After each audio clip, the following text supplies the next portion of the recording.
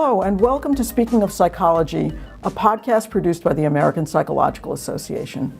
I'm your host, Kim Mills, and I'm speaking to you from APA's Technology, Mind, and Society Conference in Washington. This is an interdisciplinary meeting aimed at assessing current efforts to understand and shape the interactions of human beings and technology, for identifying priorities for future work, and for promoting the exchange of ideas and collaboration among participants. Dr. Roberta Golinkoff holds the Unidel H. Rodney Sharp Chair in the School of Education at the University of Delaware and is also a member of the Departments of Psychology and Linguistics. She directs the Child's Play Learning and Development Lab, whose goal it is to understand how children learn language. She also conducts research on the benefits of play. Dr. Golinkoff has written dozens of journal articles, chapters, and academic books and presents at conferences all over the world. She has also written books for a mainstream audience, such as Becoming Brilliant, which is published by the American Psychological Association, reimagines what successful learning looks like in a dynamic global world. Thank you for joining us today. My pleasure. I want to talk about touch screens because they've become really ubiquitous, and I think every place you turn now, people either have a phone in their hands or a tablet. And more we're seeing people handing these devices to children at very young ages. Is giving a little child a touch screen a good thing, a bad thing, neutral? What's your view on this? So, we're not going to put the genie back in the bottle. So having a conference that APA just put on is a wonderful thing because it gives people the opportunity to talk about the effects of screens on kids. But I hasten to say, even before I answer that, when kids were reading a lot in the past, people were worried about their eyes. When television came along, people thought civilization was over, that kids would be glued to screens. So it seems like every time a new technology comes along, people blow whistles.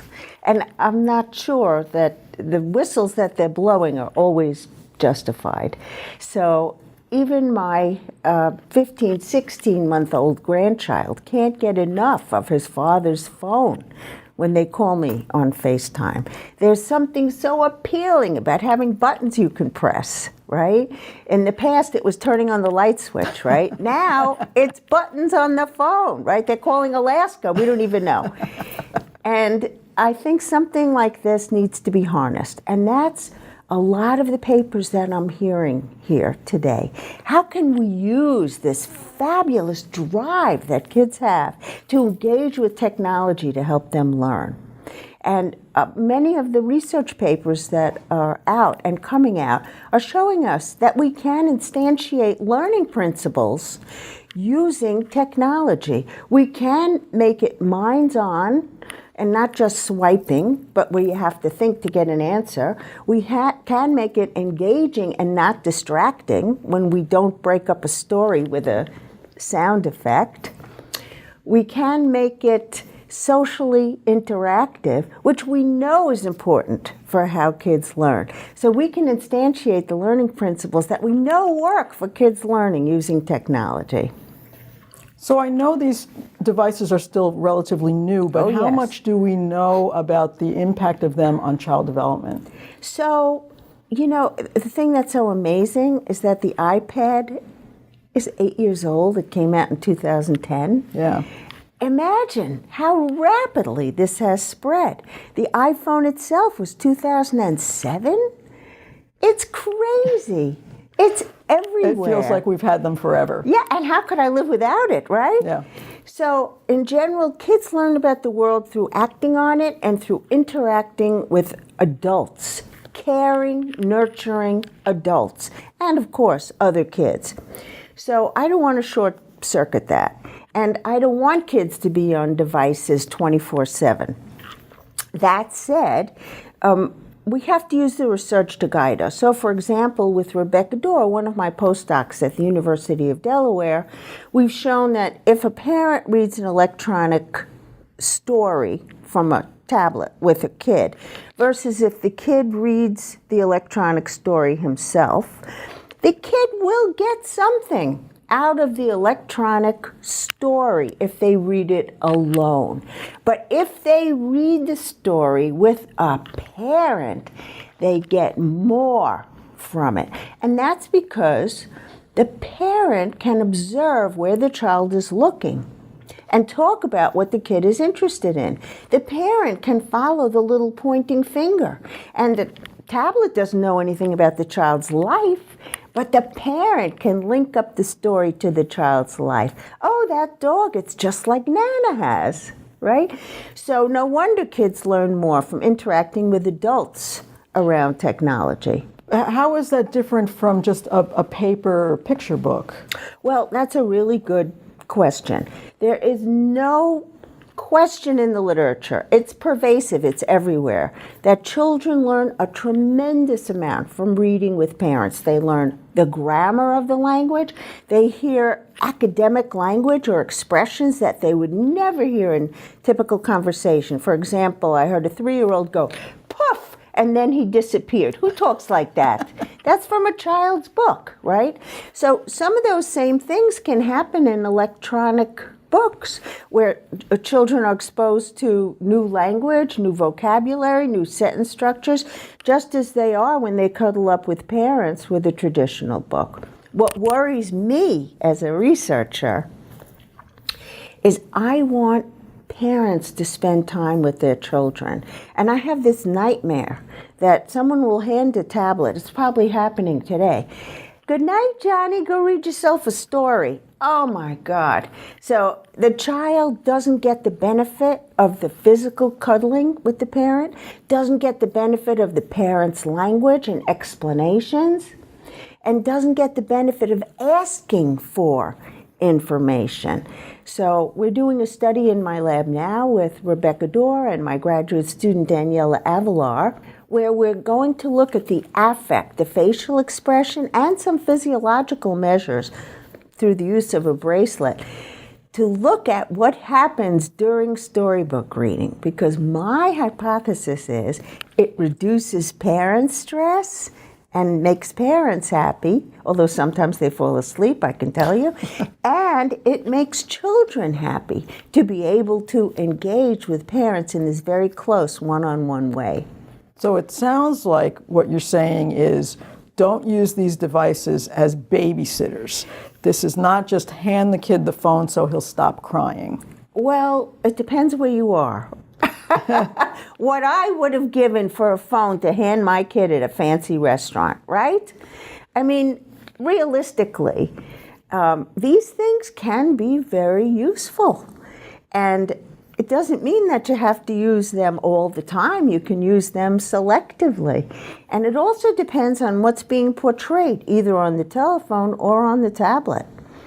Because this stuff is so new, and because we didn't have arguments about how to instantiate the principles of learning on these things, it's now the right time. And people are creating more and more in the way of apps and software that shows kids things that's good for kids, that they can learn from. Sesame Street has something called Martha Speaks. It's a dog, and it teaches kids vocabulary.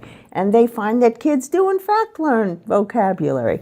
We have an app we created to teach 3-year-olds spatial skills, to move things around to assemble puzzles on a screen. I can't tell you that it works yet, because we don't have all the data in. But I can tell you that kids love this. We do it in the context of a birthday party game, and they keep visiting different individuals to prepare in different ways for the birthday party. So it can be very powerful for children's learning.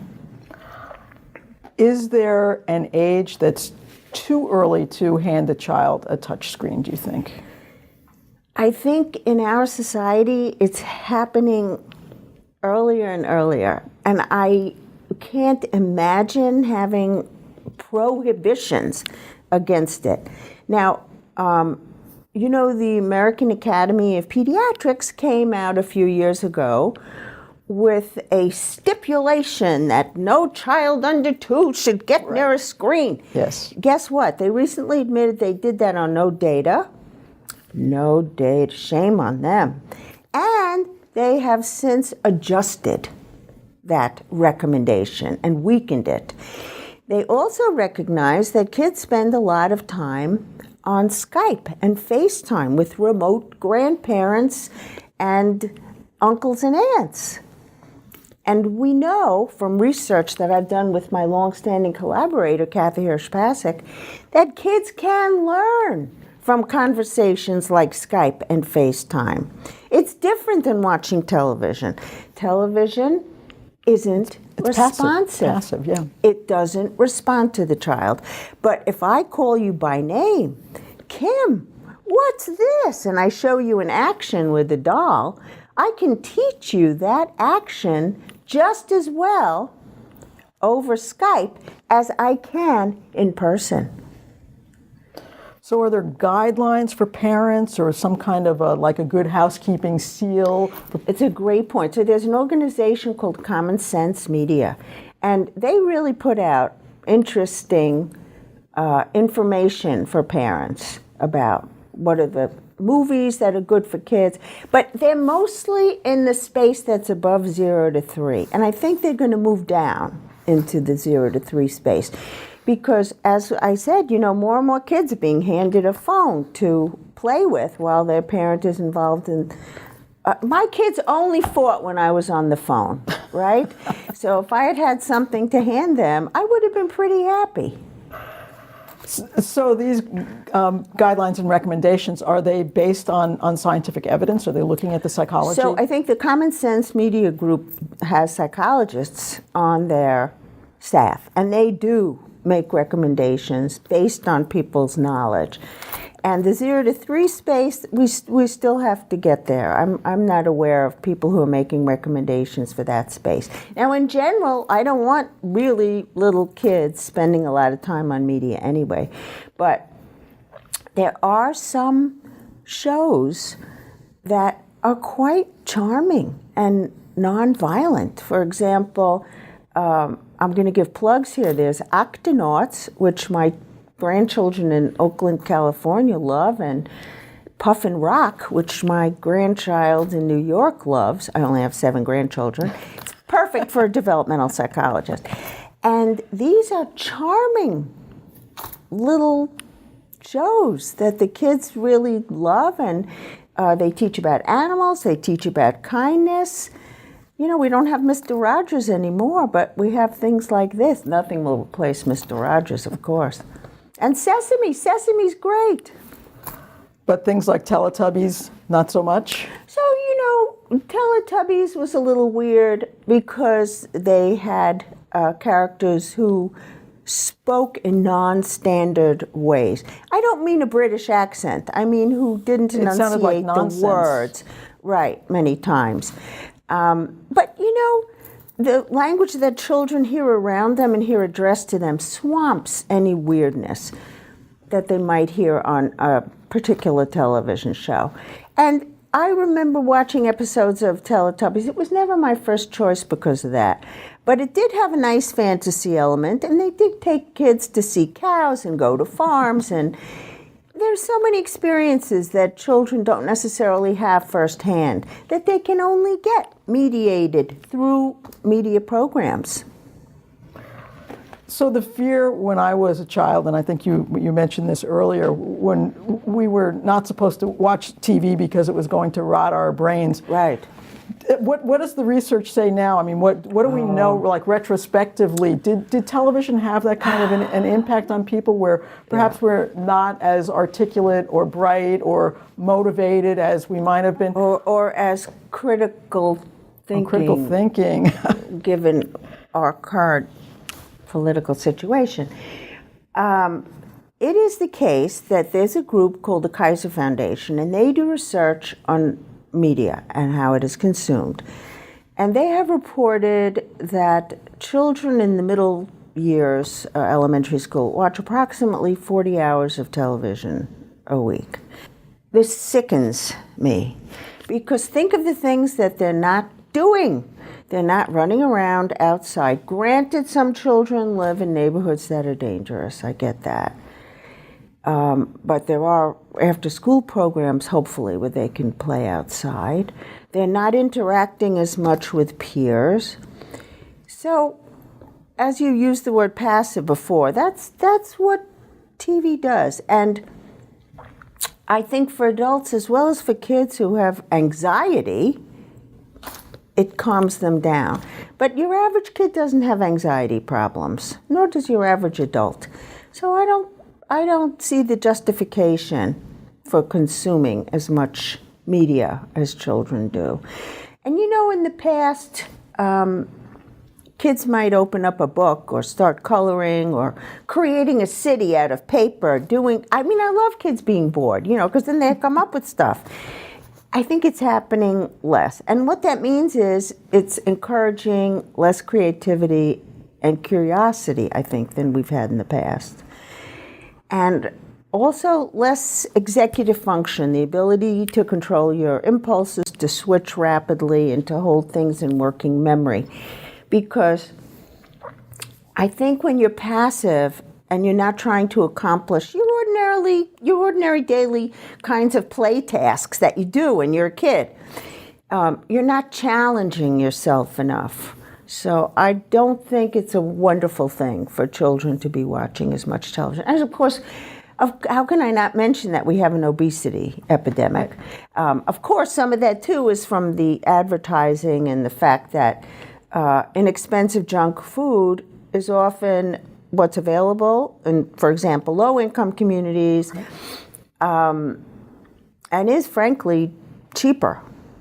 So that's part of the problem too. But it's a serious problem that we have so many kids with hypertension and type 2 diabetes. And if they were running around burning off the calories they were eating rather than sitting passively watching television and eating, that'd be good.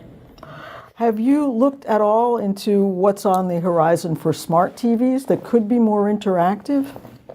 So I love the Wii. And just to explain, that's the technology where you can actually play physical games.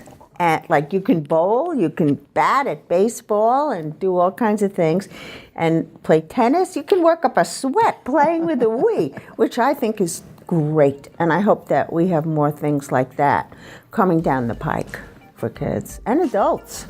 Yeah. Great. Well, thank you very much for joining us. My pleasure. Speaking of Psychology is part of the APA Podcast Network, which includes other great podcasts such as APA Journal's Dialogue about the latest and most exciting psychological research, and Progress Notes, which discusses the practice of psychology. You can find all APA podcasts on iTunes, Stitcher, or wherever you get your podcasts. You can also go to our website, www.speakingofpsychology.org, to listen to more episodes and see more resources on the topics we discuss. I'm Kim Mills with the American Psychological Association, and this is Speaking of Psychology.